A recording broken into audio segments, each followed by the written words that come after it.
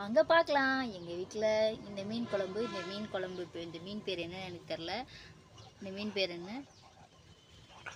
முரளி மீன் குழம்பு. வாங்க பார்க்கலாம். இதை நான் எப்படி சமைக்கிறேன்னு நீங்கள் வீடியோவில் பாருங்கள்.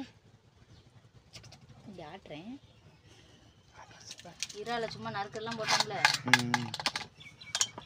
ஈஸியாக நறுக்கிற மெத்தடு. இந்த மாதிரி சிஸ்டர் வச்சுக்கோங்க. இந்த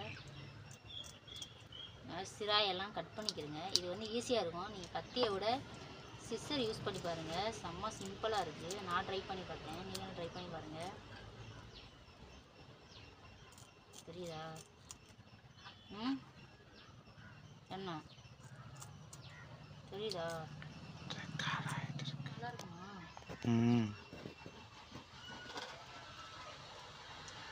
தெரியுதா?